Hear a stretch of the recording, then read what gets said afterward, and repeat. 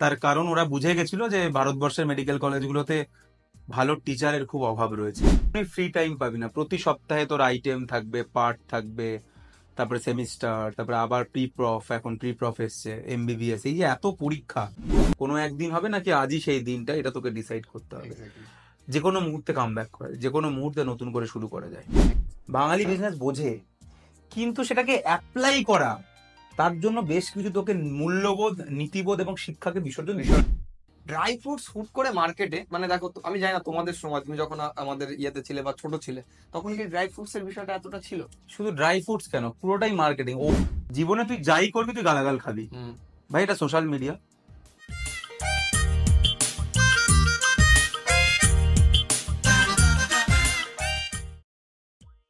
তো নমস্কার গাইজ, আমি গৌরব।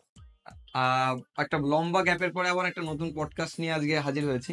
তো অ্যাকচুয়ালি ব্যাপারটা হচ্ছে, আজকে যিনি গেস্ট হিসেবে আছেন তাকে শুধু যে মেডিকোজরা চেনে সেটা নয়, নন মেডিকোজদের মধ্যেও তিনি খুব একটা পরিচিত মুখ। মানে আমাদের পশ্চিমবাংলায় মানে স্টুডেন্টদের মধ্যে খুব ফেমাস একজন মানুষ।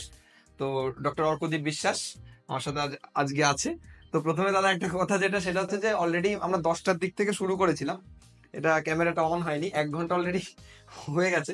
আর অসংখ্য ধন্যবাদ দাদাকে যে এত ব্যস্ততার মধ্যেও টাইমটা বার করে দিয়েছে।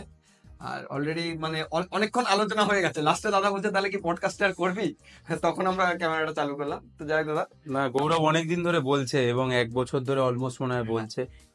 তো আমারই আমি সরি কি বলো তুমি? এতদিন ওয়েট করানোর জন্য। কিন্তু যেটা ভালো ব্যাপার যে গৌরব এতদিন পরেও হাল ছেড়ে দেয়নি, হ্যাঁ এবং এটা খুব সামান্য ব্যাপার, আমি কেউই নই, কিন্তু এইটা খুব সত্যি কথা। যদি কেউ হাল না ছাড়িস জীবনে তাহলে অবভিয়াসলি ডেফিনেটলি। আমি তো সেই তোমার প্রথম যখন গত বছর বলেছিলাম, তারপর তো র্যাপসোডিটা তুমি বললে যে ওই সময় কলেজটা যাওয়া হবে, র্যাপসোডিটা হলো না এবারে। তারপরে বললে যে শীতকালের দিকে ওই সময়টা একবার হয়েছিল, তারপর তো এমবির মধ্যে ছিল। কিন্তু আমার একটা টার্গেট ছিল যে যে কোনো অ্যাট এনি কস্ট করবোই করবো, সেটাই। যখন থেকে শুরু করেছিলাম। তো যাই হোক, বেশি আর দেরি করবো না, কারণ এর আগে অলরেডি অফ স্ক্রিনে অনেকটা টাইম চলে গেছে। এবং যেটা খুব ভয়ঙ্কর ভয়ঙ্কর কথাবার্তা। হ্যাঁ, মানে এটা দেওয়া যাবে না বলেই ক্যামেরাটাকে বন্ধ করা হয়েছিল, ঠিক আছে? কিছুতেই বলা যাবে না। তো আমি আজকে অনেক কিছু আমার ব্রেনে খুললো, যে জিনিসগুলো আমি জানতাম না, মানুষের কাছে অনেক কিছু শুনেছি, মানে সিরিয়াসলি শুনেছি।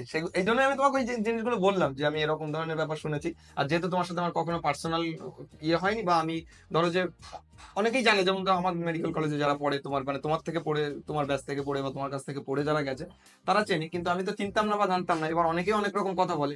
যাই হোক, সেই জিনিসগুলো আজকে, ভ্রান্ত ধারণাগুলো দূর হলো। তো যাই হোক, আজকে শুরু করা যাক কিছু কথাবার্তা যেগুলো ক্যামেরায় বলা যাবে সেরকম আর কি। তো প্রথমে আমি যে জিনিসটা জানবো, যে তোমার ধরো ফার্স্ট ইয়ারটা কবে, মানে এমবিবিএস এর ফার্স্ট ইয়ার? 12 সাল, 2012। 2012? তোমার সময় তো নিট ছিল না? না, আমি তো ওয়েস্ট বেঙ্গল মেডিকেল দিয়ে ঢুকেছিলাম। আচ্ছা আমি ওই বছরই উচ্চ মাধ্যমিক দিই, ওই বছরই ঢুকেছিলাম আর কি। আচ্ছা। তো এরপরে যেটা ছোট্ট করে যদি একটু বলো, যে তোমার এমবিবিএস এর মানে যে, যদিও আমি জানি, তারপরেও জিজ্ঞাসা করছি যে মানে এক্সপিরিয়েন্সটা কেমন ছিল, বা এমবিবিএস এর এক্সপিরিয়েন্স অনেক ফেজে হয়। মানে যখন মেডিকেল কলেজে গেলাম ওই শুরুর দিকটা খুব মানে কলার তোলা একটা ফেজ, মানে খুব কেত, ঠিক আছে, মানে পাড়ায় পাড়ায় ঘুরে বেড়াচ্ছি, হাই ফাই ব্যাপার। তখন 100-র মধ্যে র্যাঙ্ক হয়েছে, পাড়ায় বিশাল পাত্তা দিচ্ছে, ঠিক আছে। হ্যাঁ, তো ভাবছি কলেজে গিয়ে একটা বিশাল ব্যাপার হবে। তারপরে মেডিকেল কলেজে গিয়ে তো প্রথমে বোঝা যায় যে এখানে শুধু আমি নই, আমার মতো বাকি যারা আছে সবাই, প্রত্যেকেই এরকম। হ্যাঁ, প্রত্যেকে এরকম ভালো স্টুডেন্ট। তো সেখানে জায়গা করাটা বা সেখানে প্রমিনেন্ট হওয়াটা ইটস ভেরি ডিফিকাল্ট। তবে সেইভাবে চলতে থাকলো। তবে আমার যেটা মনে হয় যে, যেটা মেন আমি যেটা ভেবেছিলাম, যেটা আমার প্রথম গিয়ে আমার খুব খারাপ লাগে মেডিকেল কলেজে, সেটা হচ্ছে যে আমি ভেবেছিলাম যে মেডিকেল কলেজে যাব, খুব দারুণ পড়ানো হবে, ঠিক আছে। কারণ আমি সবসময় খুব ভালো টিচার, আমার খুব ভালো লাগে যে খুব ভালো পড়াচ্ছে, কেউ দারুণ পড়াচ্ছে, আমি মন্ত্রমুগ্ধের মতো শুনছি। তো আমি সেরকমই ভেবেছিলাম যে এরকমই হবে মেডিকেল কলেজগুলো, যে কোনো মেডিকেল কলেজ এরকমই বোধহয় হয়, সেখানে সবাই বোধহয় খুব এক্সট্রা অর্ডিনারি টিচার্স থাকে। তারপরে গিয়ে দেখলাম না, ভালো টিচার খুব রেয়ার জিনিস, পাওয়া যায় না। তো সেই জায়গাটাতে আমার প্রথম একটু ধাক্কা লেগেছিল, এবং সেটার জন্য আমার কোথাও না কোথাও একটু ওই মানে এই যে পড়াশুনো, মানে ডাক্তারিতে যে পড়াশুনো, তার প্রতি আমার শুরুর দিকে তো অ্যাটলিস্ট আগ্রহটা হারিয়ে গেছিল। কারণ আমি কিছু বুঝতে পারছিলাম না, কিছু ধরতে পারছিলাম না, আমার মাথায় কিছু ঢুকছিল না। তোমাদের সময় কি স্লাইড গুলো যে এখন যেমন প্রজেক্টরে স্লাইড দিয়ে তখন কি ওইভাবেই পড়াতো নাকি? তখন প্রজেক্টর থাকতো, আর ওই আরেকটা জিনিস থাকতো, ওই একটা ওরকম বক্স টাইপের, উপর থেকে এরকম বাল্ব জ্বলতো। আচ্ছা তো তার উপর এরকম প্লাস্টিকের একটা শিট হতো বা কিছু একটা শিট হতো, কাগজের, পাতলা কাগজের, সেইটা ওর উঠতো আর কি। আচ্ছা তারপরে ওই পাতা পাতা চেঞ্জ করে ওগুলো চেঞ্জ হতো, আর কেউ কেউ প্রজেক্টর আনতো। তো সবাই ওটাই করতো, ম্যাক্সিমাম লোকই যে ওরকম আনতো এবং জাস্ট ওটাকে রিডিং পড়তো। সেই রিডিংটাও খুব বাজেভাবে পড়তো আর কি। আচ্ছা, আমি এই জায়গা থেকে একটা জিনিস বলি যে মানে ধরো তাহলে সেই হিসাবে এখন যে অনলাইনের যে জিনিসগুলো এসছে, মানে ধরো প্লেপ্ল্যাডার, ম্যারো, এগুলো সব, তো সেটা কি সামহাউ মানে তোমার কি মনে হয়, মানে তোমাদের সময় তো এগুলো ছিল না না নিশ্চয়ই? না না, মানে তুমি চাইলেও যে এই সমস্ত ভালো টিচারের কাছে পড়বে সেই উপায়টা ছিল না। তখন তো ইন্টারনেটই ছিল না সেরকম। হ্যাঁ আমাদের হ্যাঁ সময় তো 2G ছিল, 2G স্পিড, 2G তাতে কিছু করা যেত না। হ্যাঁ, তো কিন্তু এখন সেই জিনিসটা আছে, তো সেটা ডেফিনেটলি মানে হেল্পফুল মনে হয় তোমার, নাকি মানে কি মনে হয় তোমার?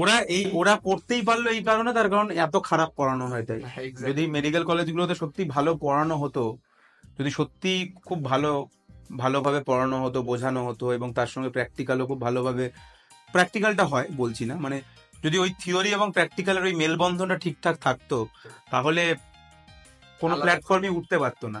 কিন্তু ওরা উঠতেই পেরেছে, তার কারণ ওরা বুঝে গেছিল যে ভারতবর্ষের মেডিকেল কলেজগুলোতে ভালো টিচারের খুব অভাব রয়েছে। Exactly. তো যাই হোক, তো তোমার মোটামুটি তো ধরো যে পড়ার যে টাইমটা, মানে তোমাদের সময় তো ধরো যে ইয়েটা আরো টাফ ছিল, মানে পাশ করাটা মনে হয় মানে এখনকার তুলনায় নাকি সহজ ছিল? না, আমার মনে হয় আমি যখন প্রথম ভর্তির লাইনে দাঁড়িয়েছিলাম, মানে মেডিকেল কলেজে ভর্তি হতে যেদিন গেছিলাম, সেদিন ওই লাইনে কোনো একজন গার্জিয়ান একটা কথা বলেছিল যে এমবিবিএসটা হচ্ছে গুলির মতো, যদি একটা দিক দিয়ে ঢোকে আর একটা দিক দিয়ে বেরোবেই। আচ্ছা মানে মানে এন্ট্রি রুম থাকলে এক্সিট রুম থাকবে, আচ্ছা আচ্ছা ঢুকলে বেরোতেই হবে, কেউ আটকায় না, কেউ ফেল করে না, মানে ফেল করলেও সাপ্লি দিয়ে বেরিয়ে যায়। তো এখানে ঢোকাটাই কঠিন, এমবিবিএস পাস হয়ে যাবে। কিন্তু এটা তুমি শুনেছিলে, কিন্তু আমি যেমন অ্যানাটমিতে আমাদের যিনি ইচডি ছিলেন, প্রথম ওরিয়েন্টেশনের দিন গেলাম, উনি বলেছিল এমবিবিএস এ ঢুকতে কষ্ট, ঢুকে কষ্ট, আর বেরোতেও কষ্ট। এই কথাটা এই কারণে বলা হয়, তার কারণ হচ্ছে খুব স্ট্রেসফুল। আচ্ছা মানে তুই কখনোই ফ্রি টাইম পাবি না, প্রতি সপ্তাহে তোর আইটেম থাকবে, পার্ট থাকবে, তারপরে সেমিস্টার, তারপরে আবার প্রি প্রফ, এখন প্রি প্রফ এসছে, এমবিবিএস, এই যে এত পরীক্ষা, সেইটার জন্য কষ্ট। আদারওয়াইজ তোর ব্যাচের কেউ আজও আছে যে ফেল করে গেছে বা ফেল করে বছরের ফার্স্ট ইয়ারেই পড়েছে, এরকম কেউ আছে? এরকম পড়ে কেউ থাকে না, যেটা বললে সাপ্লি পেলেও সেটা দিয়ে বেরিয়ে যায়, আলটিমেটলি বেরিয়েই যায়। হ্যাঁ। বাট এই প্রসেসটা ভেরি স্ট্রেসফুল এবং হেক্টিক, যেখানে প্রতি মুহূর্তে স্ট্রেস নিতে হয় যে কি হবে, পাস করব না ফেল করব, এই স্ট্রেসটা সবসময় নিতে হয়। কিন্তু আলটিমেটলি পাস করে যায় সবাই, মানে সেটা একবার ফেল করে হোক বা সাপ্লি পেয়ে হোক, পাস তো করে যায় আলটিমেটলি। Exactly. তো আচ্ছা, এরপর আমি যদি তোমার ইন্টার্নশিপের একটু অভিজ্ঞতার কথাটা ছোট্ট করে জানতে চাই। ইন্টার্নশিপ তো যে কোনো মেডিকেল কলেজে, যে কোনো সরকারি মেডিকেল কলেজে খুবই হেক্টিক হয়। মানে সেখানে তো বেসিক্যালি বেশ পরিশ্রমের একটা ব্যাপার, সেখানে তো খুব একটা মানে খুব আরাম করার কোনো না, ব্যাপার নেই। না। তো বেশ পরিশ্রমের ব্যাপার, মানে ঘন্টার পর ঘন্টা কাজ হয়, ঘন্টার পর ঘন্টা ডিউটি চলতে থাকে, তার মাঝেই চলতে থাকে। যেরকম আমার মনে আছে কোনো একটা সপ্তাহে আমি প্রায় 110 ঘন্টার ওপর কাজ করেছিলাম। 110 ঘন্টা? কোনো একটা সপ্তাহে, কারণ এখানে এরকম হয়েছিল 3 দিন তো টানা ছিলাম, মানে 72 ঘন্টা তো টানা হাসপাতালেই ছিলাম, ডিউটি করছিলাম। আচ্ছা, তুমি তো ডে স্কলার ছিলে, ডে স্কলার। পুরো ইন্টার্নশিপটা কি ডে স্কলার হিসেবেই করেছিলে? যখন থাকতে হতো তখন থাকতাম, আর যে দিনগুলো থাকতে হতো না বাড়ি আসতাম। কোথায় থাকতে, মানে অন কল? বাড়িতে, হ্যাঁ, অনকলে, ওই অনকল রুম, এমার্জেন্সিতে অনকল রুম আছে, মেডিসিনের অনকল রুম আছে, প্রতিটা ডিপার্টমেন্টেই তো একটা করে অনকল হ্যাঁ। রুম আছে। তো ওইখানেই থাকতে? ওখানেই থাকতাম। আচ্ছা আচ্ছা, কিন্তু এই যাতায়াতের মানে ধরো পড়ার সময়টা যে 4 বছর ছিল, তখনও যাতায়াতে খুব একটা কিছু প্রবলেম হতো না? যাতায়াতে প্রবলেম হতো, কিন্তু আমার মানে আমার ভালো লাগতো বাড়ি ফিরতে, আমি খুব হোমসিক, তো আমার মানে বাড়ি ফিরতে ভালো লাগে, আমার বাড়িতে থাকতে ভালো লাগে, এবং একবার হলেও বাড়িতে আর কি রাত্রিবেলা হলেও বাড়ি ফিরতে আমার ভালো লাগে, মানে আমার খুব।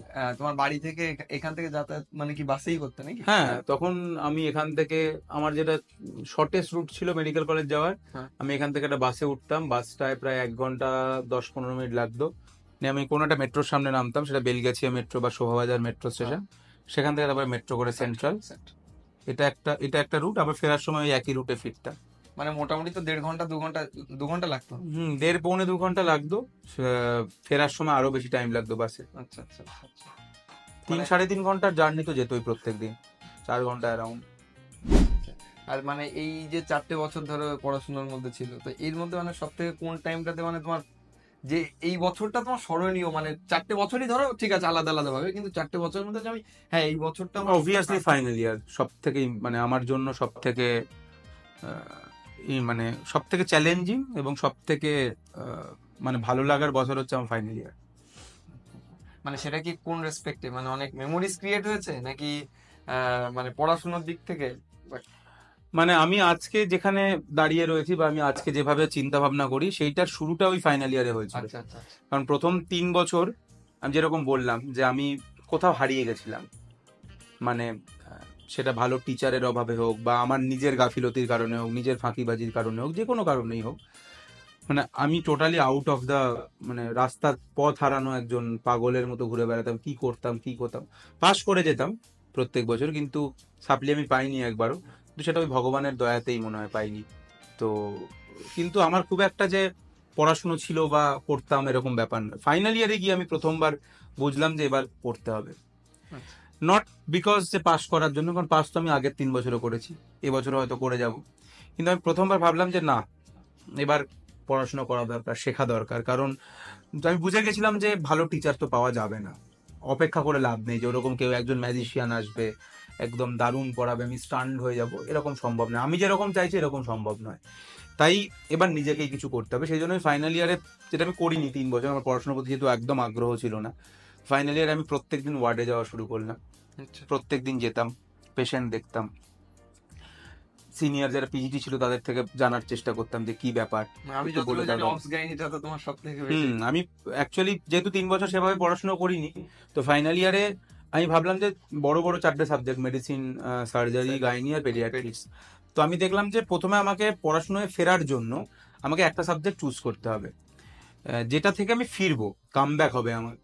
তো আমি দেখলাম যে মেডিসিন ডিফিকাল্ট, তার কারণ মেডিসিন পড়তে হলে আমাকে অ্যানাটমি, ফিজিওলজি, প্যাথোলজি, ফার্মা সবার জ্ঞান দরকার। সেই জ্ঞানগুলোতে আমার উইক ছিলাম, খুবই উইক ছিলাম। তো আমি তখন দেখলাম যে একটাই সাবজেক্ট আছে গাইনি, যেটা দিয়ে শুরু করা যায়।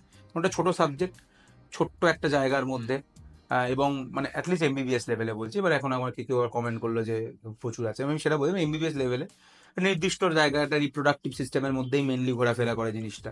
তার অ্যানাটমিটাও অনেকটা লিমিটেড, মানে এদিক ওদিক খুব একটা নেই। মানে আমাকে তো অ্যাটলিস্ট ওখানে ফেসিয়াল নার্ভের কোর্স কমই পড়তে হবে, আমাকে ওখানে হয়তো ওই পুডেন্ডাল নার্ভ টার্ভের কোর্স মেনলি পড়তে হবে। তো একটা লিমিটেড জায়গা, তো আমি ওটাই সিলেক্ট করি। এবং গাইনি অবজে আমি প্রত্যেক দিন, যেটা আমার আমার ব্যাচে কেউ যেত না, আমি প্রত্যেক দিন ওয়ার্ডে যেতাম। জেনারেলি কেউ যায়ও না, মানে এখন আমাদের সময় সবাই সার্জারি বা মেডিসিনেই যায়।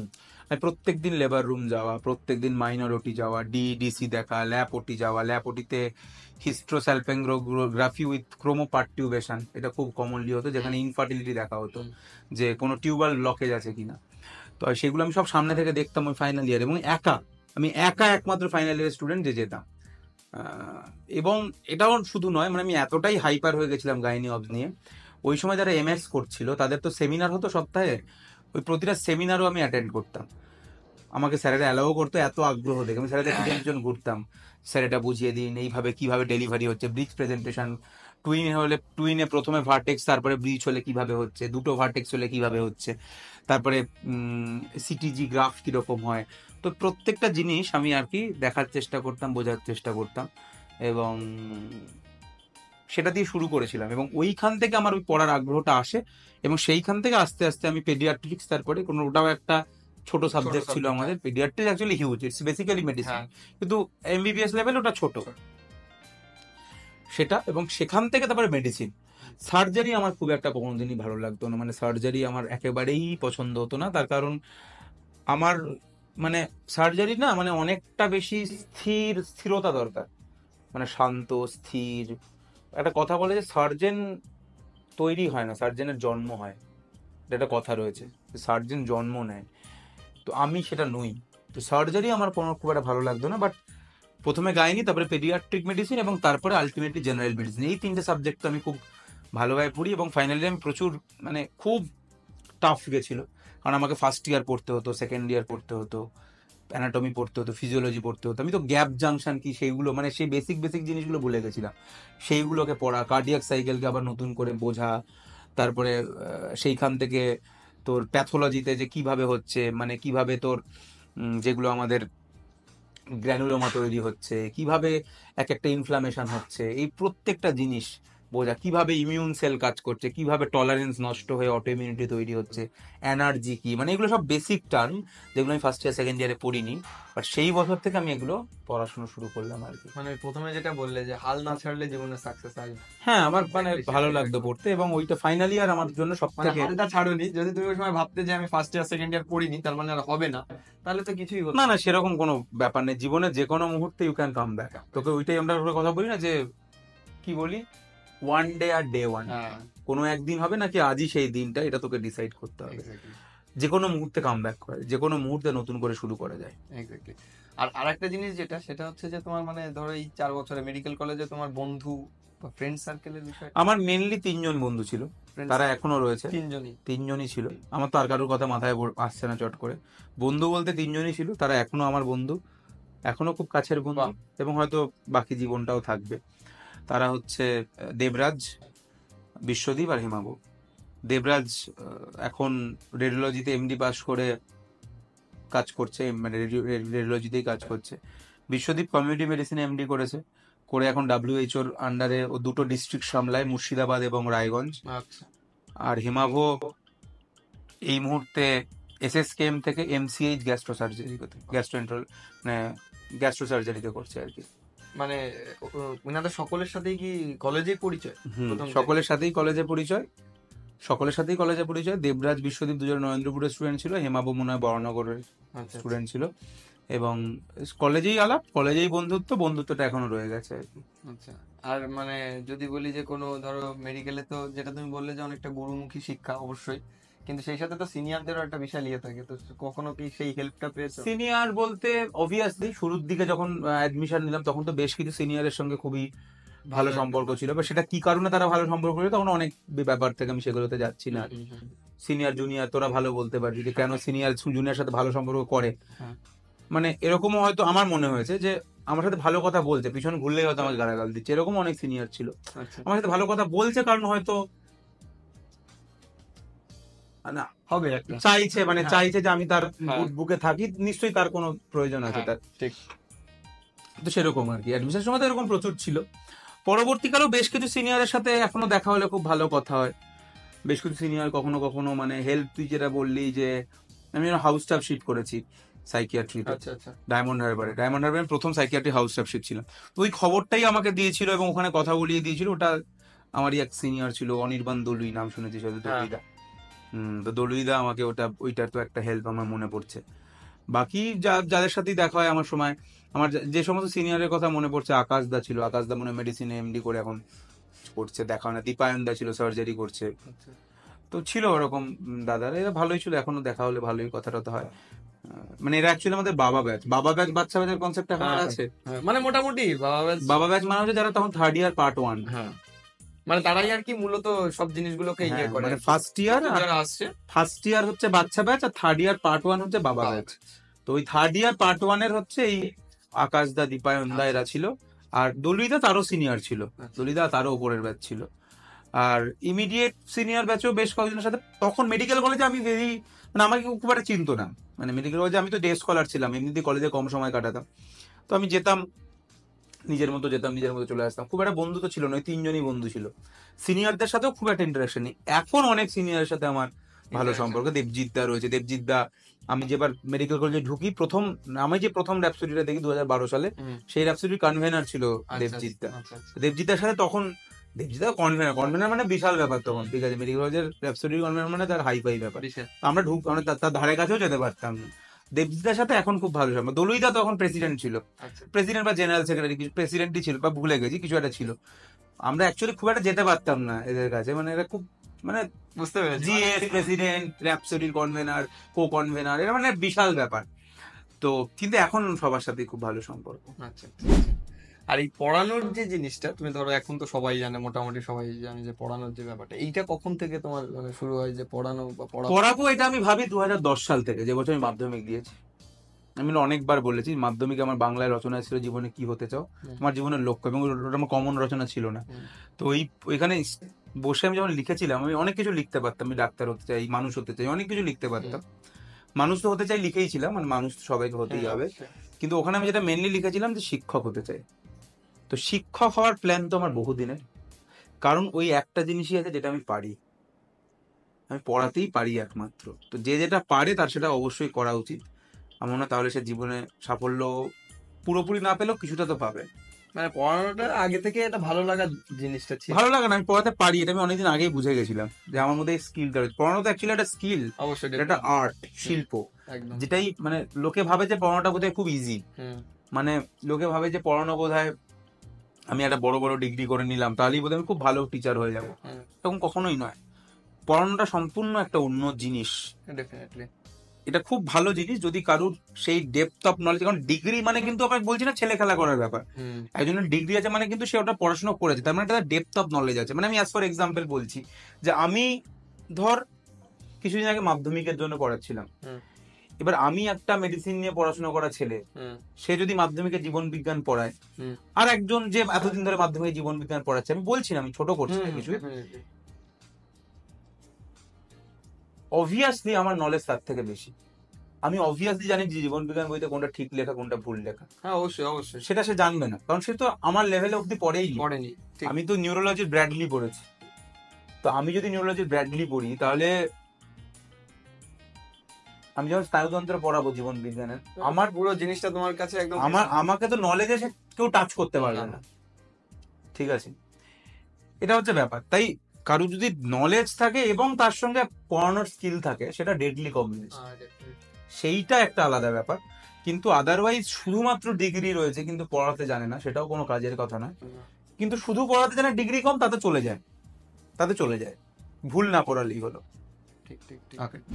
তো আমি পড়ানোর এই যে তোমার যে জিনিসটা জিজ্ঞাসা করলাম, এখান থেকে একটা জিনিস আসি যে মানে ধরো, মানে অন ক্যামেরাই বলছি এটা, তুমি যতই যা বলো, মানে আমি অনেকের কাছেই শুনেছি যে ধরো টাকার একটা ব্যাপার তোমার মধ্যে চলে এসছে, ধরো মানে টাকার পেছনে তুমি যাচ্ছ বা কিছু, যে একটা ডাক্তার হয়েও মানে এই কনসেপ্ট থেকে, এই কথা থেকে আমি আরেকটা কথা মনে আসলো, সেটা হচ্ছে যে যেমন ধরো এখনকার দিনে যারা এই মেডিকেলে চান্স পাচ্ছে, একটা ইউটিউবার হওয়ার বা ইনফ্লুয়েন্সার হওয়ার, যেটা আমরা দেখি বাইরের দিকেও প্রচুর, তো মানে ফেক গাইড করার মতো প্রচুর লোকজন আছে, মানে ধরো একটা মেডিকেল কলেজকে সুন্দরভাবে রিপ্রেজেন্ট করে যে তার ভিউজ দরকার।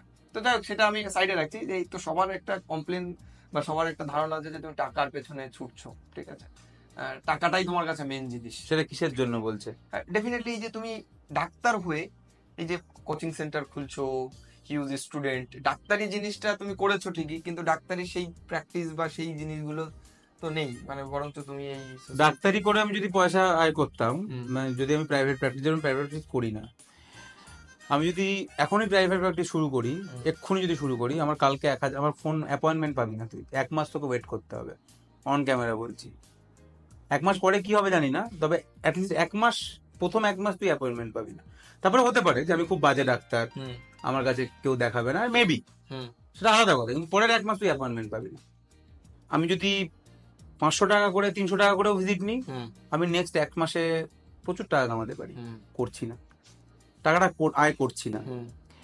আমি যদি ডাক্তারি করে টাকা আয় করতাম তাহলে লোকে বলতো অর্থ পিশাচ, ও তো ফ্রিতে চিকিৎসা করতে পারতো, টাকা নিচ্ছে কেন, ঠিক আছে। তাই জীবনে তুই যাই করবি তুই গালাগাল খাবি, ভাই এটা সোশ্যাল মিডিয়া, লোকে কাজ হচ্ছে নিজের জীবনে কি হচ্ছে সেটা না দেখে তোকে জাজ করা, তার নিজের জীবনে কি হচ্ছে, তার নিজের কি করে উন্নতি হবে সেগুলো সে দেখে না, আর একজন কে কোথায় কি করছে আর কি করছে না সেগুলো নিয়ে তাদের সবসময় চিন্তা থাকে। সেটা হবেই, এটা জেনেই তোকে সোশ্যাল মিডিয়া করতে হবে, সেটা জেনেই তোকে সোশ্যাল মিডিয়াতে থাকতে হবে। আমি চাইলেই ডাক্তারি করতে পারি, আমি কেন ডাক্তারি করি না, কেন প্রাইভেট প্র্যাকটিস করছি না, যেটা বললাম, আমি যদি কালকে শুরু করি, সত্যি বলছি, তুই 1 মাস আমার অ্যাপয়েন্টমেন্ট পাবি না, এটা কোনো বাজে কথা নয়। ডেফিনেটলি, মানে ধরো প্রচুর, আমি তোকে আমার ইনবক্স দেখাবো, প্রচুর কেউ আমাকে দেখাচ্ছে, আমি প্রত্যেককে একটাই রিপ্লাই করি যে আমি প্রাইভেট প্র্যাকটিস করি না, আপনি আপনার পাশের কোনো সরকারি হাসপাতাল, পাশের কোনো হাসপাতালে, কোনো মেডিকেল কলেজে গিয়ে আপনি দেখান, আমি দেখি না পেশেন্ট, আমাকে অনলাইনে দেখাতে চায়, আমাকে বলে যে আপনি স্যার ফিস বলুন, আমি অনলাইন দেখাবো, প্রচুর মেসেজ, আমি দেখছি না, এখনো অবধি আমি দেখছি না, ঠিক আছে। তার কারণ এখনো অবধি আমার হাতে সেই সময়টা নেই।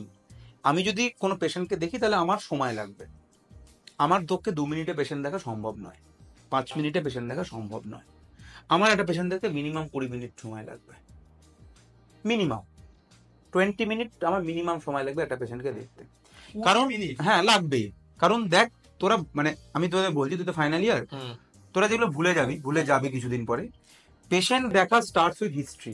হ্যাঁ ডেফিনেটলি হিস্ট্রি টেকিং এর তো একটা না লম্বা হিস্ট্রি, এবার ওপিডি তে তুই অত হিস্ট্রি নেওয়ার টাইম না, নেই, কিন্তু না। হিস্ট্রি নিবি, হ্যাঁ। Important positive history, important negative, তার একটা সময় লাগবে। সেকেন্ড খুব ইম্পর্টেন্ট হচ্ছে জেনারেল সার্ভে। জেনারেল সার্ভেতে কতগুলো পয়েন্ট আছে বলতো?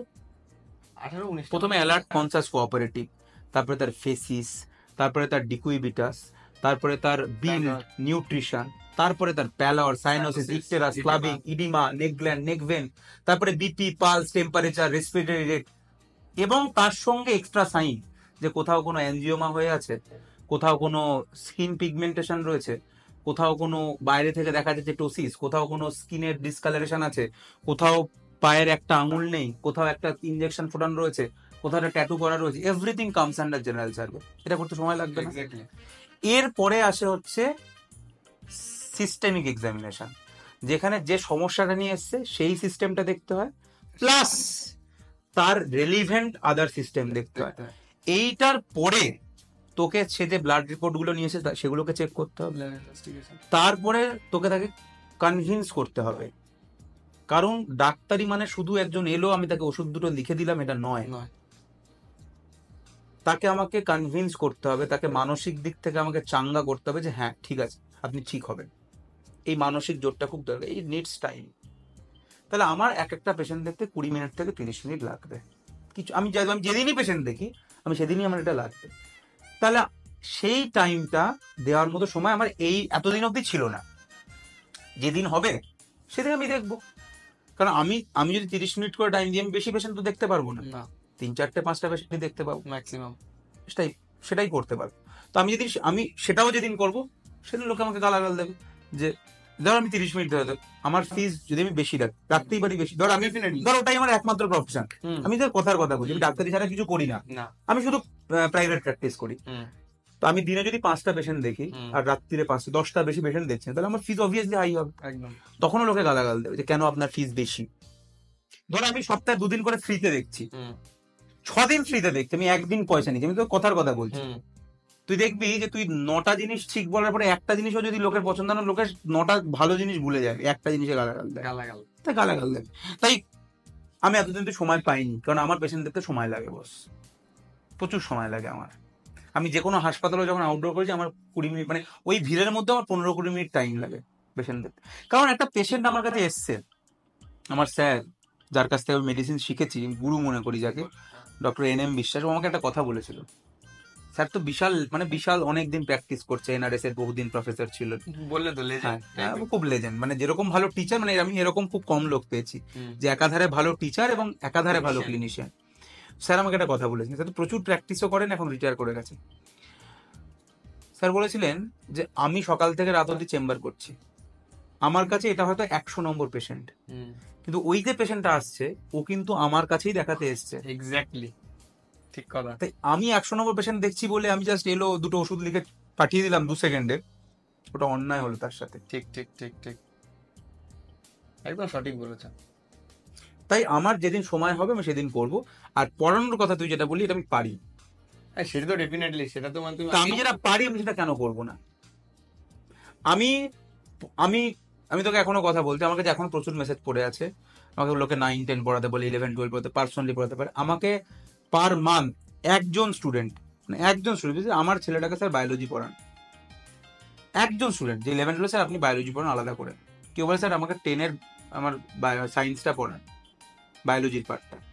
আমাকে একজন স্টুডেন্ট শুধু বায়োলজি পড়ানোর জন্য মাসে 10,000, 15-20 হাজার টাকা অফার করেছে যে আমরা আপনাকে মাসে 20,000 টাকা করে দেবো, একজন স্টুডেন্ট পার মান্থ এবং 1 ক্লাস পার উইক। আমি আজ অব্দি কোনোদিন এগুলো করিনি, আমার কোনো ব্যাপারই নয় এগুলো, আমি করতেই পারি, আমাকে 1 ঘন্টা সময় বার করা কোনো ব্যাপার? আমার তো NCERT পুরো মাথায় রয়েছে, আমার NCERT তো পড়তে হয় না এখন আর, আমার পুরো মুখস্থ NCERT। তো আমার পক্ষে 1 ঘন্টা সময় বার করে শুধু পড়িয়ে দেওয়া, মাস গেলে এরকম আমি 5টা স্টুডেন্ট পড়াবো, আমার 1 লাখ টাকা চলে আসবে, চাইলেই করতে পারি, করছি না। তার কারণ আমার জীবনে কোনোদিনই পয়সা মেন ব্যাপার ছিল না, নাহলে আমার কাছে পয়সা আয় করার মাল্টিপল অপশন আছে। আমি প্রতিটা অপশনকেই ছেড়ে দিয়েছি এতদিন অবধি। তার কারণ আমি অলওয়েজ এটা চেয়েছি যে কারুর একটা কথা ছিল যে চলে যাবি জীবনে তো বা একদিন, কিন্তু কিছু দাগ ছেড়ে যা। ও আমার জীবনটাই সেটা, আমি শুধুমাত্র ইম্প্যাক্ট একটা ক্রিয়েট করতে চেয়েছি। এটাই আমার লোভ বলিস, আমার প্যাশন বলিস, আমার লক্ষ্য বলিস, সেই জন্যই লোকে বলতে পারে পয়সার কথা, কিন্তু এইটা লোকে দেখছে না যে আমি 5,000 টাকাতেই পড়াই। কোর্স ফি আমার বাড়েনি কখনো, আমি বছরে 5,000 টাকাই নিই বায়োলজি ফিজিক্স কেমিস্ট্রির জন্য। এবং সেখানে এই বছর থেকে আমরা মানে কোর্স ফি কিন্তু বাড়ছে না, কিন্তু তুই ভাব আমরা একটা বাংলা ওয়েস্ট বেঙ্গল বোর্ডে শুধু পড়াই পশ্চিম, আমাদের এবছর থেকে যেরকম আমি জুলজি পড়াই, একজন বোটানি পড়ায়, ফিজিক্স পড়াবে একজন, কেমিস্ট্রিতে ফিজিক্যাল একজন পড়াবে, অর্গানিক একজন পড়াবে, ইনঅর্গানিক একজন পড়াবে। তুই বাংলাতে এরকম একটা দেখা নেই নেই নেই নেই এবছর থেকে সেটাও হবে। আমি কিন্তু কোর্স ফি বাড়াচ্ছি না, কিন্তু আমি খরচ বাড়াচ্ছি। আমি ওদেরকে এই বছর 23, 27, 28, জানি না এটা তুই কবে টেলিকাস্ট করবি, তাড়াতাড়ি করলে ভালো। 23, 27, 28, 29 এই 4টে মার্চে অফলাইন ক্লাস হবে। আমার 10 লাখ টাকা খরচ হবে। কত? 10 লাখ টাকা খরচ হবে। 4 দিনের অডিটোরিয়ামের ভাড়া আছে, খাওয়া দাওয়া আছে, ক্যামেরা আছে, তোর বিভিন্ন প্রজেক্টর থেকে শুরু করে যারা আসবে তাদের থেকে কোনো টাকা বা কিছু ফ্রি। আমাদের মানে আমরা তো অনলাইনে পড়াই, আমরা তো 5,000 টাকা কেন নিয়েছিলাম অনলাইনে পড়ানোর জন্য, 5,000 টাকা নিয়েছিলাম। এই যে অফলাইনে করবো, আমার তো কোনো ইনভেস্টার নেই না, যে আমার পিছনে 8,000 কোটি টাকা 16,000 কোটি টাকার ব্যাকআপ রয়েছে। আমার পক্ষে কি তাদের দেওয়া সম্ভব না। তাহলে এই 10 লাখ টাকাটা আমি কোথা থেকে দিচ্ছি? নিজের প্রত্যেকটা যেটা আমার স্যালারি হতে পারতো। এই যে আমি তো পড়াই, আমি তো পড়ানো ছেড়ে দিইনি, কারণ ওটাই আমার কাজ, পড়ানো কোনোদিন ছাড়তে পারবো না। আমি তোমাকে এর মধ্যে একটা বলি, আমার গুরুদেব ছিলেন, মানে আমি তাকে মানতাম ভীষণ পরিমাণে। তা তাকে মানতাম আমি পড়াশোনার জন্যই, ঠিক আছে। সেও আর কি, যাই হোক, মানে আমি তো তোমার এখানে পড়িনি বা তোমার থেকে পড়িনি। আমার তো এই আমার যে বন্ধুটা, ও তো তোমার থেকে বললাম যে আমার রুমমেট, যে ও তোমার থেকে পড়েছিল। আর আমাদের অনেকেই আছে আমাদের মেডিকেল কলেজে যারা তোমার মানে পরে গেছে আর কি, তাদেরকে জানতে পেরেছি এইভাবেই যে তারা সব তোমার ওই অনুষ্ঠানই, মানে তুমি মনে হয় প্রত্যেকবার তোমার থেকে যারা চান্স পায় তোমার পড়ানোর, তাদের মনে হয় একবার ডেকে সংবর্ধনা দেওয়া আর কি। তো ওদের স্ট্যাটাস দেখে জানতে পারলাম যে ওরা তোমার থেকেই পড়ে গেছে। তো যাই হোক, আমি সেটা বলতে চাই না, আমি বলছি আমারও একজন ছিলেন যে আমি ধরো যার থেকে পড়ে আমি চান্স পেয়েছি, তো তাকে শ্রদ্ধাটা করতাম এটার জন্য যে সে পড়াতো। এই তুমি যেটা বলছো যে ধরো তুমি তো ছোট হলেও তোমার তো একটা বড় অর্গানাইজেশন মতো হয়েছে, তুমি চাইলেই তোমার জায়গাটা জুওলজির একটা টিচারকে এনে বসে দিলেই হয়ে গেল, যে তুমি সাইডে বা তুমি এর মাথা হয়ে গেল, ধরো সিইও হয়ে বসে পড়লে, আর বাদ বাকি তুমি উপর থেকে সবকিছু মেনটেন করলে, তাদের তো তোমার খুব একটা ক্ষতির কিছু ব্যাপার নেই। কিন্তু আলটিমেটলি তুমি কেন পড়িয়ে যাচ্ছ, তুমি ওটা ভালোবাসো বা পড়াতে পারো, এবং স্টুডেন্টরা কিন্তু ওটার জন্যই তোমাকে ভালোবাসে, তুমি পড়াও ওই জিনিসটা তারা কানেক্ট করে। তো এইটা আমার এটা মানে আমার নিজের সেই যার থেকে আমি, তার প্রতি আমার একটা ভীষণ রকমের ক্ষোভ মানে এখনো আছে। আমার প্রত্যেকটা বন্ধু বান্ধব তারাই জানে, ঠিক আছে, যে তাকে যে কারণের জন্য লোকজন ভালো সেটা পড়াচ্ছে না। এটা একদম তোর, আমি তোকে বলে দিই, এইসব তোর এইসব ইমোশনের কোনো লাভ নেই, কোনো কাজের দরকার নেই। প্রত্যেকের তুই যার কথা বলছিস, অনেকেই হয়তো বুঝতে পারছে, আমিও বুঝলাম তুই কার কথা বলছিস। তার আবার যখন পড়ানোর, সে তো পড়াচ্ছে এখন, আবার সে আবার পড়াবে, কোনো ব্যাপার নয়। যখন যার মনে হবে যে একটা কিছু নতুন, যেখান থেকে একটা মানে একটা বড়, মানে দেখ আমাদের সমস্যাটা কি, এই যে আমি পড়াই, এতজন অক্সিজনে কাজ করে, আমার তো ভালো লাগে। একটা হচ্ছে একটা স্টুডেন্টদের লাভ হচ্ছে, দ্বিতীয়ত এতগুলো এমপ্লয়মেন্ট ক্রিয়েট হচ্ছে, আমার ব্যাপারটা বেশ ভালো লাগে। আমি স্যালারি যেটা আমার হতে পারতো সেইগুলো দিয়ে আমি বিভিন্ন খরচ করি। যেরকম এবছর অনেক স্টুডেন্টকে যারা চান্স পেয়েছে, তাদের খুব ফিনান্সিয়াল কন্ডিশন খারাপ, তাদেরকে আমি প্রচুর টাকা দিয়েছি, ঠিক আছে, টাকা দিয়েছি, হ্যাঁ টাকা দিয়েছি, যাতে তাদের অ্যাটলিস্ট কলেজের খরচগুলো চলে যায়, ঠিক আছে, 4 বছরে কলেজের খরচ চলে যায়, এরকম টাকা দিয়েছি প্রচুর। তুই সেগুলোকে নিয়ে কিন্তু ভিডিও দেখিস না কখনো, দেখতে পাস না, তার কারণ এটা আমাদের সমস্যা বাঙালিদের। তুই দেখ, যদি আমি আজকে বাঙালি না হতাম, বাঙালিদের না ওই মূল্যবোধ, ইমোশন, এই জায়গাগুলো আমাদেরকে পিছিয়ে দেয়। আমি আজকে পিছিয়ে যাই। অক্সিজম আজকে বাংলার মানে কেউ আর দাঁড়াতে পারতো না, এরকম হতে পারতো হয়তো, কারণ আমার যা বুদ্ধি আছে, যে যদি আমি ভাবি যে আমি বিজনেস করব, তাহলে আমার বুদ্ধি আছে বিজনেস। আমি বলছি না বাঙালি মানে বিজনেস বোঝে না তা কিন্তু নয়, বাঙালি বিজনেস বোঝে, কিন্তু সেটাকে অ্যাপ্লাই করা তার জন্য বেশ কিছু তোকে মূল্যবোধ, নীতিবোধ এবং শিক্ষাকে বিসর্জন দিতেই হবে। কারণ বিজনেস হচ্ছে লাভ এবং ক্ষতি, আর কিচ্ছু নেই। Business mean profit and loss. তুই প্রফিট করছিস না লস করছিস। এইবার যখন তোকে প্রফিট করতে হবে, তোকে যে কোনো রাস্তা নিতে হবে। তখন তুই যদি ভাবিস যে বাবা প্রফিট করবো, ও লোকে কি বলবে, এই লোকটা গালাগাল দিয়ে আমার প্রফিটটা বেড়ে যাচ্ছে, এবার এরা বলবে যে এত টাকা আয় করছে, আমরা এই জন্য কিছু করতে পারি না। তুই যার কথাই বলিস ভারতবর্ষে যে বাঙালি নয়, সেটা ইজিলি করতে পারবে, তার কিছু যায় আসে না। তুই যে বলছিস পড়ায় না, পড়ানোর যদি মনে হবে যে আমার একটা সেক্টর রয়েছে, যে সেক্টরটাতে আমরা এখন অব্দি 1 নম্বর নই, যেখান থেকে হয়তো ধর একটা একটা একটা একটা একটা মার্কেট রয়েছে, ঠিক আছে, সে একটা স্টুডেন্টের একটা কমিউনিটি রয়েছে, যে স্টুডেন্টগুলোর মার্কেটটা যদি আমি ধরি, টোটাল হয়তো একটা 50 কোটি টাকার মার্কেট আছে বা 100 কোটি টাকার একটা মার্কেট আছে। আমি দেখছি ওই 100 কোটি টাকা থেকে আমার কোম্পানি মাত্র 5 কোটি টাকা আয় করছে, অন্য কোনো একটা কোম্পানি 70 কোটি টাকা নিয়ে বেরিয়ে যাচ্ছে, আর বাকিরা মিলে বাকিটা। তো আমি দেখছি আমি এত বড় একটা কোম্পানি হয়ে 5 কোটি টাকা আয় করছি, আর একটা কোম্পানি 70 কোটি টাকা আয় করে নিচ্ছে। আমার এত বড় ইনফ্রাস্ট্রাকচার, আমার এত পাওয়ার, আমি কি সেটা মেনে নেবো? না। আমি দরকার হলে আমি নামবো মাঠে, আমি পড়াবো, আবার পড়ে, কারণ আমার সেই ফেস ভ্যালু আছে, আমার সেই ক্রেজ আছে, আমি এমন পড়াবো, প্রথমে কি ইনিশিয়ালি কিছুদিন ফ্রিতে পড়াবো, পড়িয়ে আমি এইবার নেক্সট যে ব্যাচটা লঞ্চ করব, করে আমি একদম হয়তো 100 টাকায় লঞ্চ করলাম, কিন্তু ওই যে 70 কোটি টাকার মার্কেট যেটা অন্য একজনের হাতে ছিল, আমি ওর হাত থেকে মার্কেটটা আমার, মানে পুরোপুরি জিওর মতো ব্যাপারটা, প্রথম দিকে পুরো ফ্রিতে দিয়ে দিয়েছে। ফ্রি ব্যাপার নয়, দেখ পয়সা এসে যাবে, তোকে মার্কেট ক্যাপচার করতে হবে। তো সেটার জন্য আমি পড়ানোর প্রয়োজন হলে আমি পড়াবো। আমি পড়াবো না কেন? পড়াবো আমি। এইটাই আমরা পারি না, আমরা কোথাও আটকে যাই, এই জায়গাটাতে। বিশ্বাস কর, আমার একটা স্টুডেন্ট এবার চান্স পেয়েছে যার বাবা জোগাড়ের কাজ করে। আমি কি পারতাম না যে তার বাবা যখন সিমেন্ট মাখছে সেটার ভিডিও করতে? পারলাম না রে। এইখানেই আমরা পিছিয়ে যাই। আমি বলছি না এটা ভালো, বা যে এটা করছে সেটা খারাপ করছে, বাট আজকের দুনিয়া, আমাদের দ্বারা ওটা হবে না। আমরা এটার জন্যই তো বাঙালিরা পিছিয়ে যাচ্ছে ভাই। আমরা তো এই জন্যই কিছু করতে পারছি না, এই জন্যই তো আমরা ইউনিকর্ন হতে পারছি না। কারণ আমাদের তো বারবার মূল্যবোধ গুলোকে আটকে দিচ্ছে, আমাদের তো বারবার আটকে দিচ্ছে। তুই ভাব, আমি 5,000 টাকাতে পড়াচ্ছি, আমি নিজের স্যালারি নিই না, নিজের যেটুকু প্রফিট হয় কোম্পানি সেইটাকেও আমি লাগিয়ে দিই কোনো স্টুডেন্টের স্কলারশিপে, কোনো অফলাইন ক্লাসে, অডিটোরিয়াম ভাড়া নিয়ে আমি লাগিয়ে দিচ্ছি সেই টাকাগুলো। আমি টিচার সংখ্যা বাড়াচ্ছি, এক একটা সাবজেক্টে 3টে করে টিচার রিক্রুট করছি। মানে আমি যেটা না করতে পারতাম, টাকা আমার প্রফিট বাড়তো, আমি এত কিছু করে দিচ্ছি, তারপরেও বাঙালিরাই আমাকে গালাগাল দেবে। এই যে তুই বললি পয়সা, বাঙালিরাই গালাগাল দেবে, কিন্তু তারা চোখে ঠুলি পরে বসে থাকে। যখন তারা তাদের বুদ্ধি নেই, তারা বুঝতে পারছে না যে যদি আমাদের এগুলো না থাকতো, যদি আমাদের এই মূল্যবোধ না থাকতো, তাহলে আমরা কোথায় যেতাম আমরা? কেউ ধারণাই করতে পারে না। আমরা কোথাও এখানেই আটকে যাই।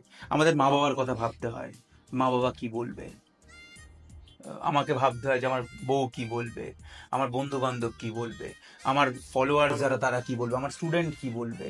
এই যে তুই বললি না যে তোর খুব খারাপ লেগেছে যে একজন টিচার কেন পড়ানো ছেড়ে দিল, তার কিচ্ছু যায় আসেনি বলেই সে আজকে এত বড় জায়গায়। তোর কথা যদি সে ভাবতো, সে অত বড় হতে পারতো? সে ভাবতে, বাবা গৌরব বলছে আমার পড়ানোটাই ভালো, ঠিক আছে আমি কোম্পানি ছেড়ে পড়াই, কোম্পানি বড় হতো? তোর কথা ভাবেনি। আমরা এখানেই মরে যাই, আমরা তোর কথা ভাবি। এটা আমাদের সব থেকে বিগেস্ট ড্রব্যাক। আমি তো একটা, ভাই তুই আমার ব্যাচ লঞ্চ, একটা কোর্স লঞ্চ, আমি ডিজিটাল অ্যাড চালাতে লজ্জা পাই। আমি ডিজিটাল অ্যাড চালাবো, উপরে স্পন্সার্ড লেখা থাকবে, এটা কি? মানে আমি আমার পয়সা খরচ করে লোককে বলছি তুমি আমার কোর্সটা কেন, কিন্তু এইটার উপরে তো দুনিয়া দাঁড়িয়ে আছে। আমার তুই যে কোনো ভিডিও করলে তুই সমস্ত ইনস্টিটিউটের অ্যাড দেখতে পাবি, আমার এইটা করতে লজ্জা লাগে। প্রতিটা ভিডিওতে আমি বলবো আমার অ্যাডমিশনের জন্য এতে জয়েন করো, এটা বলা সম্ভব আমার পক্ষে? পারি না বলতে। আমার প্রতিটা ভিডিওর ক্লিপ বার করে 2000টা ফেক চ্যানেল ক্রিয়েট করে সেই শর্টস পোস্ট করা সম্ভব? পারবো না। এইখানেই আমরা পিছিয়ে যাব, এবং এই জন্যই আমি সবসময় বলি এটাই আমাদের ড্রব্যাক। আমরা যতই ভালো পড়াই না, তুই বললি আমি কেন পড়াই, কারণ আমি জানি, এতদিনে আমি বুঝে গেছি যে আমি যে বায়োলজিটা পড়াবো নিটের জন্য, ওর থেকে কম সময় অত এফেক্টিভ আমার থেকে ভালো পড়াতে পারবে না, আমার মতো পড়াতে পারে কেউ, কিন্তু আমি যদি 15 মিনিটে একটা চ্যাপ্টার পড়াই, তাহলে ওই 15 মিনিট থেকেই ওই চ্যাপ্টারের যে কটা প্রশ্ন আসবে। আমি যদি 5 মিনিট পড়াই, তাহলে ওই 5 মিনিট থেকেই আসবে। আমি যদি 1 ঘন্টা পড়াই, তাহলে ওটাই ওটাই গোল্ড স্ট্যান্ডার্ড। সেটার জন্যই পড়ানো কোনোদিন ছাড়ব না, কারণ আমি যদি পড়ে তাহলে স্টুডেন্টের লাভই হবে। এটা হচ্ছে ব্যাপার। কিন্তু তবুও যাই করি না কেন, আমি আজকে জয়দীপ ফিজিক্স পড়ায়, এত ভালো জয়দীপ ফিজিক্স পড়ায়, বা এই যে তুই দেখবি কেমিস্ট্রিতে আমাদের এবার 3জন টিচার আসবে যারা পড়াবে, কিন্তু তারপরেও লোকে আমাদেরকে গালাগাল দেবে, লোকে খারাপ কথা বলবে, লোকে পড়বেই না, বুঝবেই না যে কি করছে এরা, কি গালাগাল দেয় কি মানে তুমি অবশ্যই দেবে, যে কোনো কেউ গালাগাল দিতে পারে। তুইও তো গালাগাল দিবি একজনকে এত বড় একটা প্ল্যাটফর্মে। না, তার রিজন তো আমি দিলাম না, কিন্তু এখানে তুমি আমাকে একটা রিজন বলো যে এই কারণের জন্য। এখানে এটাই বলবে যে, লোকে বলবে যে একে কপি করছে, আচ্ছা, এ কপি করছে, এই বলবে, বলবে একে টোকার চেষ্টা করছে। না আর একটা জিনিস আছে, সেটাও বলতে পারে যে তুমি ডাক্তার যেটা প্রথমেই আমি বললাম যে তুমি ডাক্তার হয়ে ডাক্তারি না করে কেন পড়াচ্ছ। আমার ইচ্ছা, আমার ইচ্ছা। লোকে যদি কিছু পড়াশোনা না করে, সেরকম লেভেলে পড়াশোনা না করে যদি পড়াতে পারে, তাহলে আমি হাইয়েস্ট লেভেলে পড়াশোনা করে কেন পড়াবো না? আমি পড়ালে তো স্টুডেন্টদেরই লাভ হবে। আমি যদি মাধ্যমিকে জীবন বিজ্ঞান পড়ি, লাভটা কার? অবশ্যই আমি তো ফ্রিতে পড়াচ্ছি, আমি তো কোনো পয়সা নিচ্ছি না, না, লাভটা কার হচ্ছে? স্টুডেন্টদের স্টুডেন্টদের লাভ হচ্ছে। তো সেটাই লাভ হবে, এটাই ব্যাপার। কিন্তু ওটাই বললাম, তবুও কোথাও না কোথাও আমরা আটকে যাই এবং আটকে যাব যতক্ষণ, এবং এটা পাল্টাবেও না। মানে আমার জীবদ্দশাটা পাল্টাবে না যে বাঙালির মানসিকতা পাল্টে যাবে, বাঙালি সব মানে মানে বাঙালি মানসিকতা পাল্টে যাবে এবং আমারও মানসিকতা পাল্টে যাবে, এটা হবে না। মানে আমার ওই নীতিবোধ, মূল্যবোধ, ওগুলো আমাকে বারবার আটকাবে, বারবার আমাকে আটকাবে, যে বারবার আমি বলতে যে এই কোর্স কেন আমার, এইটা আমার ব্যাচ, এইটা আমার লঞ্চ করো, বা বা বিভিন্ন রকম স্ক্রিপ্টেড গল্প ক্রিয়েট করা, বিভিন্ন রকম এক একটা কিছু জিনিস ক্রিয়েট করা, বিভিন্ন কিছু ক্রিয়েট করা, এগুলো সম্ভব হবে না। মানে বানানো কিছু একটা, বুঝতে পেরেছি। মানে একটা গল্প ক্রিয়েট করা, ইমোশনাল ক্রিয়েট করা, যেখানে একটা গল্প ক্রিয়েট করে ইমোশন ক্রিয়েট করে আমি এক্সপ্লয়েট করব, সেটা ইম্পসিবল ব্যাপার হয়ে যায়। কিন্তু দুনিয়াটা এই ফেকের ওপরেই চলছে। ফেক নয়, এইটাই বারবার বলছি, কোনো ফেক নয়। সবার প্রোডাক্ট ভালো। ধর একটা ভালো, বিশাল ভালো পড়ায় না, ধর আমি বায়োলজি পড়াচ্ছি, আমি জানি আমি বেস্ট টিচার ভারতবর্ষে, আমার থেকে ভালো কেউ বায়োলজি পড়াবে না। আমি যা জুলজি পড়াবো, বেস্ট, গোল্ড স্ট্যান্ডার্ড। আরেকজনও সেরকমই পড়াচ্ছে, সেও বেস্ট, ভারত দুজনেই পড়াচ্ছে। দুজনেই যখন পড়াচ্ছে, তখন কেউ তো একজন বেশি পড়াবে, কেউ কম পড়াবে, সেটা কে ডিসাইড করবে? সেটা ডিসাইড করবে মার্কেটিং। এবার এই মার্কেটিং একরকম হয়, যেখানে আমি আমার পড়ানোটাই আমার মার্কেটিং, যে আমি পড়াচ্ছি, এবং তারপরে যখন আমার ব্যাচ লঞ্চ হচ্ছে, আমি বলছি এটা আমার ব্যাচ, এটা একরকম মার্কেটিং। আরেকজন পড়ানোর মাঝে ইমোশন ক্রিয়েট করছে, গল্প ক্রিয়েট করছে, যে সে দারুণ বায়োলজি পড়ায়, তার থেকে কেউ একজন চান্স পেলো, সে হয়তো মাটি কোপায়, তো সে তার পড়ানোর মাঝে তার সেই মাটি কোপানোর ক্লিপ চালাচ্ছে, ইমোশনালি কানেক্ট হচ্ছে লোকজন, আমি হেরে যাও। এবার আমি তো ওটা করতে পারবো না, এখানেই আমরা শেষ। মানে তুমি ডিরেক্টলি বলছো না যে ওইটা খারাপ, কিন্তু খারাপ কেন হবে? আমরা পৃথিবীতে ভালো খারাপ বলে কিছু হয় না, সব রিলেটিভ। কোনো ভালো খারাপ বলে কিছু। তোর পকেটে যদি আজকে 50,000 কোটি টাকা থাকে, তুই পৃথিবীর রাজা। তোর পকেটে যদি আজকে 1 কোটি কোটি টাকা থাকে, 1 কোটি কোটি, তুই রাজা পৃথিবীতে। তুই যা বলবি সেটাই নিয়ম, তুই যা বলবি সেটাই রুল। তুই বলবি সাদাটা সাদা নয়, কালো কালো, কে তোর ওপর কি বলবে? লোকে সেটাই মনে করছে, আমরা মনে করছি বাবা আমাদের মূল্যবোধ, নীতিবোধ, সততা, অনেস্টি, তার জন্য আমরা এখানে বসে আছি। তাহলে আমরা অনেক উপরে যেতে পারতাম। বাঙালির সেই বুদ্ধি রয়েছে, বাঙালির সেই প্যাশন রয়েছে, কিন্তু আমরা কোথাও না কোথাও লড়তে পারছি না বাকি মার্কেটের সাথে। এবং তার থেকেও যেটা ড্রব্যাক হচ্ছে, বাকি যারা বাঙালিরা সাপোর্ট করা তো দূরে থাক, তারাও ওইটাকেই অ্যাকসেপ্ট করছে। এদিকে নিজেরাও তারা কিন্তু বুঝতে পারেন, তারা নিজেরা ওটা করতে পারবে না, কিন্তু তারা কিন্তু ওটাই তাদের খুব ভালো লাগছে। তারা মানে তাদের মাথাটা কাজ করাচ্ছে না, যেটা কেন একটা লোক কেন করতে পারছে না, এটা আরেকজন করে দিচ্ছে, তারাও ওটা বুঝতে পারছে না। এটাই সমস্যা, কিছু করার নেই। এটা এটা একেবারেই খারাপ নয়, একেবারেই খারাপ নয়। যেটা প্রয়োজন সমাজের, যেটা যুগের নিয়ম, সেই অনুযায়ী তারা কেউ কাজ করছে। সেটা ঠিক না ভুল, সেটা জাজ করার আমি কেউ নেই। আমি শুধু বললাম এটা আমার ড্রব্যাক, এবং আমার মনে হয় আমার মতো অনেক বাঙালিদের ড্রব্যাক, যারা কিছু করতে চায় করার চেষ্টা করছে। তো যেদিন এটা আমরা করতে পারবো সেদিন হয়তো আমরা বিট করে দেবো সবাইকে। সেটাই, মানে তুমি এই কথাটা থেকে আমি একটাই কথার দিকে যাব, মানে আমরা তো খুব একটা হেলথ ইস্যু নিয়ে কিছু কথা বললাম না। তুমি যেটা বললে যে এই যে বাঙালি ওরা যেটা বলছে বা বা বাইরের জিনিসটা সেটাকেই অ্যাকসেপ্ট করছে, নিজেদের জিনিসটা ভুলে যায়। আমি রিসেন্টলি একজন স্যারের, মানে বেশ নাম করার, নামটা ভুলে গেলাম, আমি পডকাস্ট দেখছিলাম আমার একটা, সেখানে উনি বলছে যে মানে ধরো রিসেন্টলি আমাদের সব ড্রাই ফ্রুটস এর একটা বিশাল বড় মানে জাস্ট নিউট্রিশনের বিষয় তো আমরা খুব একটা পড়াশোনা করি না, কিন্তু তাও আমি তোমার জাস্ট বলছি, স্যার জেনারেল মেডিসিনের কিছু একটা মানে খুব বড় পদের কোন একটা সরকারি হসপিটালের সাথে শ্যামাশিস স্যার। হ্যাঁ এক্স্যাক্টলি, ঠিকই বলেছো, তুমি দেখেছো তার মানে মনে হয় হয়তো। না, আমি বুঝতে পারলাম। আচ্ছা যাই হোক, আমি দেখছিলাম ওটাই, তো স্যার একটা কথা বলছে কি যে ড্রাই ফ্রুটস হুট করে মার্কেটে, মানে দেখো আমি জানি না তোমাদের সময়, তুমি যখন আমাদের ইয়েতে ছিলে বা ছোট ছিলে, তখন কি ড্রাই ফ্রুটস এর বিষয়টা এতটা ছিল?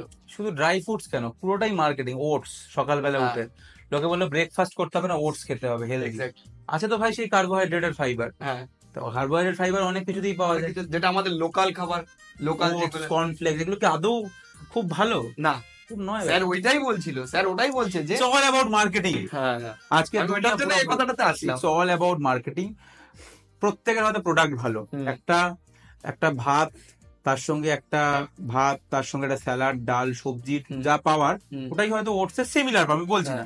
এইবার তুই এইটাকে কিভাবে প্রেজেন্ট করলি আর ওটসটাকে কিভাবে প্রেজেন্ট করলি, অল ডিপেন্ড। আমরা সেই জন্যই আমরা কোথাও না কোথাও ওটস গুলো তো বাঙালিরা বানাচ্ছে না, ওইটাই মুশকিল হয়ে যাচ্ছে। এক্স্যাক্টলি, আমি এটাই বলতে চাই, মানে ওইটা করলে যে এটা খুব হেলদি, এটা খুব একটা মানে বাইরের জিনিস, এটা বাইরের মানুষজন এটা খুব ফলো করে, আর আমাদের এটাই সমস্যা, আমরা আমাদের জিনিসটাকে ভুলে গিয়ে ওটাকেই অ্যাকসেপ্ট করি। এটা আমাদের হিউম্যান টেন্ডেন্সি। ওইটা বললে আমি সেখান থেকে এই জিনিসটা আমার মানে এ তো ঘরের ছেলে, এর আর কি বুদ্ধি রয়েছে? এক্স্যাক্টলি ঠিক। এর আর কি বুদ্ধি রয়েছে? আমি বায়োলজি পড়াচ্ছি, ধর বাংলাতেই তো বায়োলজি পড়াচ্ছে। এত বড় যদি টিচার হতো তাহলে তো ভারতে পড়াতো। আরে ভাই, অল ইন্ডিয়া লেভেলে পড়াতো। আরে ভাই, অল ইন্ডিয়া লেভেলে আমি পড়িয়ে এসেছি। এক দুই কথা, যেহেতু আমি এখন এতদিন ধরে বাংলায় পড়াচ্ছি, আমি ইংরেজিতে আর বলি না। ইংরেজিতে বললে আমি অতটা ফ্লুয়েন্ট হবো না। বাট তুই যদি ল্যাঙ্গুয়েজটা সরিয়ে দিস and you see the content, আমার ক্লাস সব থেকে কনসাইজ, সব থেকে ক্রিস্প, সব থেকে কনসেপচুয়াল এন্ড মোস্ট প্রোডাক্টিভ, যেখান থেকে একটাও তার বাইরে আসবে না এই ছোট্ট এক পাতার মধ্যে থেকে। তুই যদি ল্যাঙ্গুয়েজটাকে সরিয়ে দিস তাহলে ওইটাই ব্যাপার, তাহলে ওইটাকে দেখ। এটা না দেখে যে আমি কি ভাষায় পড়ে কি ভাই, যারাই আজকে দেশের মধ্যে পড়াচ্ছে, আমি জানি না কি, যারা নিট ইউজির জন্য গোটা দেশে পড়াচ্ছে, মেডিসিনে মাস্টার ডিগ্রি, আমার ডাউট আছে। মানে আমি যদি সেই দিক থেকেও বলি, ডিগ্রির দিক থেকেও বলি বা পড়ানোর দিক থেকে বলি, যে ওইটা যেটা হয় সেটা হচ্ছে তোমার ইসের জন্য পড়াচ্ছে, ধরো তোমার বলো আমাদের ইয়ের জন্য, নিট পিজি পিজির জন্য পড়াচ্ছে, কিন্তু ইউজির জন্য আমি সেটাই বলছি। তো সেটা একটা ব্যাপার। তবে ওই আর কি আমি বলছি আর কি, লোকে আমাকে ভেবে নিক আমি এমবিবিএস ফেল উচ্চ মাধ্যমিক। আমি আমি আমি জীবনে যখনই মানে আমি চাই যে লোকে আমাকে এটাই ভাবুক যে আমি ভুয়ো ডাক্তার, যেরকম অনেকে বলে আমি ডাক্তারি পাস করি, সেটাই ভাবুক লোকে। এটার জন্য ডক্টর লুজ, সেটা না, ডক্টর লুজা ভাবুক। আমি বলছি ধর যে আমার স্টুডেন্টদের কথা বলছি, ধর আমি এমবিবিএস এর ক্লাস আপলোড করেছি, অক্সম এমবিবিএস চ্যানেল ক্রিয়েট করে, একটা স্পাইনাল কর্ডের ভিডিও, রেসপিরেটরি মেডিসিন। লোকে এসে কমেন্ট করবে কি যোগ্যতা আছে, পড়ানো এসব অনেক কথা বলতে পারে। আমি বলছি ভাবি নিট ইউজে কি পড়াচ্ছে, পড়াতে এই স্যার রয়েছে, ওই স্যার রয়েছে। আমি বলছি তুই ভেবে নে আমি মাধ্যমিক ফেল, তুই ভেবে নে, ভাবারই দরকার নেই আমি ডাক্তার, ভাবারই দরকার নেই আমি কি পড়াশোনা করেছি, কি করেছি, কি ডিগ্রি, সব ছেড়ে দে। জাস্ট সি দ্য কন্টেন্ট, পড়ানোটাকে দেখ। অক্সম এমবিবিএস, জাস্ট সি দ্য, যে দুটো ভিডিও আমি দিয়েছি, রেসপিরেটরি সিস্টেম আর স্পাইনাল কর্ড, এই ক্লাস দুটো দেখ। তুই ভেবে নে আমি মাধ্যমিক ফেল, বাট ওই ক্লাস দুটোকে দেখ। দেন জাজ according to the teaching and the content. টিচারের জাজমেন্ট কি হবে, যে কি পড়াচ্ছে, কিভাবে পড়াচ্ছে, এই দুটোর উপর ডিসাইড কর। কিন্তু সেটাই আমরা করি না। আমার কমেন্ট করছে লোকে এসে আপনি কি, কে, কোথায়। আরে ভাই তুই পড়ানোটা দেখ, কি পড়াচ্ছি সেটা দেখ, কন্টেন্টটা দেখ। সেটাই করে না লোকে, কি করা যাবে। এবং সেই জন্য আমি আমি এরকম কোনো কমেন্ট আমি ডিলিট করে দিই। আমি আমার জীবনে কোনো আনওয়ান্টেড জিনিসকে আমি একদম অ্যাকসেপ্ট করি না। কে কি বলছে, তুই ভাই তোর যদি লাভ হয় পড়ানোটা দেখ, না দেখলে নিজের কাজ কর, নিজে উন্নতি করার চেষ্টা কর। আমাকে দুটো গালাগাল দিয়ে কারোর কোনো লাভ হবে না, কিন্তু ওইটাই তো এখনকার দিনে এটাই চলছে আলটিমেটলি। ঠিক আছে। যাই হোক, আর মানে এখন যে ভিডিওটার যে ব্যাপারটা, মানে ধরো আমি শেষ করে দেবো আর বেশিক্ষণ নয়। দাদাকে মানে একটু তোমার তো মাইগ্রেনের ব্যথা হচ্ছে বলছে, মানে এখন কমে গেল। ও আচ্ছা, কমে গেছে, যাই হোক। তো ব্যাপারটা হচ্ছে যে ধরো প্রথম দিকে যেমন দু একটা ভিডিও করতে, একদম প্রথমে আমি তখন দেখতাম যখন ধরো দু একটা ব্লগ করতে, পড়ার ভিডিও দিতে, বিভিন্ন গল্প বলতে, তোমাকে যে কত, আমার পিসির ছেলে সে কিন্তু 8-9 অব্দি পড়াশোনা করেছে, ঠিক আছে, সে এখন দিল্লিতে কাজ করে, কিন্তু সে কিন্তু তোমাকে চেনে। আমি রিসেন্টলি ধরো মাসখানেক আগে একটা কথা ছিল, তোমার কোথা থেকে চেনে আমি বলছি, তোমার একটা ভৌতিক কিছু একটা বলেছিলে ইয়ে নিয়ে, সেখান থেকে চেনে, ঠিক আছে। তারপরে ধরো মানে খুব নন মেডিকেলদের মধ্যে কিন্তু তুমি খুব অনেক বেশি ফেমাস, ঠিক আছে। সেটার কারণ কিন্তু এই এই বলার যে, তুমি যে কিছুক্ষণ আগে বললে যে বলার যে একটা দক্ষতা, এই জিনিসটা মানুষ কিন্তু খুব সহজে কানেক্ট করে। তো আগে সেই আমি তোমার একটা ভিডিও, এই কথাটা আমি ভেবেছিলাম, আমি ওইখান থেকে কিন্তু আমার অনেকটা বেশি আমি চেঞ্জ করেছি। আমি তোমাকে কিছু বলতে বলছি না, আমি নিজের কথা বলছি। তুমি একটা ভিডিও করেছিলে, সেখানে তুমি সকালে ঘুম থেকে উঠেই খিচুড়ি, বেগুন ভাজা আর মোস্ট প্রবাবলি ইলিশ মাছ ছিল, ঠিক আছে। তো সেখানে তুমি বলছিলে যে ইংরেজরা চলে গেছে ঠিকই, কিন্তু আমরা তাদের ইয়েটাকে এখনো অবধি ছাড়তে পারিনি, ঠিক আছে। মানে আমরা এখনো কি করে, আমাদের দেখো সোসাইটিতে আমাদের সবাই তো তাই করে যে রাতের বেলায় হেভি হেভি ফুড। মানে তখন আমার একটা ভীষণ রকমের বাজে অবস্থা ছিল, মানে বিশাল মোটা ছিলাম, ঠিক আছে, এবং খুব বাজে রকমের। তো আমি তখন নিটের জন্য যেহেতু প্রিপারেশন নিচ্ছি, তো তখন তোমার ওই ভিডিওটা দেখেছিলাম একদিন। তো ওইটা দেখে আমার হুট করে মাথায় ক্লিক করেছিল যে হ্যাঁ এক্স্যাক্টলি, এটা তো একটা ঠিকই বলেছে যে আমরা যেটা করার, আমি তখন সকালে উঠে যে ঠিক আছে রাতের দিকে দেখা যাবে, যত দিন বাড়বে বেলা বাড়বে তত খাবার দাবার। কিন্তু ওই ভিডিওটা দেখে আমার মাথায় কিন্তু ক্লিক করেছিল সামহাউ যে এটা চেঞ্জ করা উচিত, ঠিক আছে। মানে তো ওই ওই জিনিসটা কি তোমার মানে তুমি এখন হয়তো মেনটেন করা সম্ভব হয় না না, সবসময় সম্ভব হয় না আর কি। আর আমার জেনেটিক্যালি মোটা, হ্যাঁ জেনেটিক্যালি মোটা, মেটাবলিজম খারাপ, সেজন্য আমাকে রোগা হতে হলে এফর্ট দিতে হয়। তো সেই এফর্ট দেওয়ার জন্য তো সময় নিশ্চয়ই পাবো, আশা করছি নেক্সট 3 মাস আবার রোগা হয়ে যাবো। মানে তুমি এটা এফোর্ট দিয়ে হওয়ার পরে আমার জেনেটিক্যালের জন্য মোটা হয়ে যায়, ওটা আচ্ছা। আমাকে এফর্ট দিতে হবে, তবে আশা করছি নেক্সট 3 মাসে রোগা হবো। না, আমার তোমার ওই ভিডিওটার জন্য অনেক থ্যাংক ইউ, আমি ওর পর থেকে অনেক উপকার পেয়েছি। ইভেন এই যে মানে আমার বন্ধুটা যে আসলে, আমি হুম। এদেরকেও সবসময় বলি, কিন্তু এরা এটা অ্যাকচুয়ালি তো এটা হেল্পফুল। হুম। মানে আমি তোমার কাছে জানতে চাইছি আর কি, যে যত তুমি সকালের দিকে হবে তত বেশি বেশি করে খাওয়া। না, এটা একটা কমন কথা বলা যায়, সন্ধ্যে 7টার পরে আর খাবার খাওয়া খাওয়া, উচিত না। হ্যাঁ এক্স্যাক্টলি। এবার এটা অনেক কন্ট্রোভার্সি আছে, বাট ওই আর কি একটা এইটাতে কন্ট্রোভার্সি থাকার কথা তো নয়। অনেক আছে। কেউ বলে যে একটা ফাস্টিং স্টেট মেনটেন করতে হয় 12-14 ঘন্টার হ্যাঁ, অ্যাটলিস্ট। ইন্টারমিটেন্ট ফাস্টিং হ্যাঁ, যেটাকে বলছেন। রাত্রি 7টার পরে, আবার পরের দিন সকালবেলার পরে খাওয়া উচিত। হ্যাঁ এবার আমার অনেকে বলে এটা খারাপ, আমি মানে এগুলো বোঝা, তবে আমার মনে হয় রোগা হওয়ার মেন ফান্ডা হচ্ছে ক্যালোরি কাউন্ট। হ্যাঁ তুই যা খাবি তার থেকে বেশি তোকে খরচ করতে হবে, দ্যাটস ইট। এটাই রোগা হওয়ার ফান্ডা, ক্যালোরি যা ইনটেক করবি তার থেকে বেশি খরচ করতে হবে। আচ্ছা আচ্ছা। এটাই হচ্ছে রোগা হওয়ার আলটিমেট ফান্ডা। তো যাই হোক, মোটামুটি আজকে এই অবধি জিনিসটাকে শেষ করছি।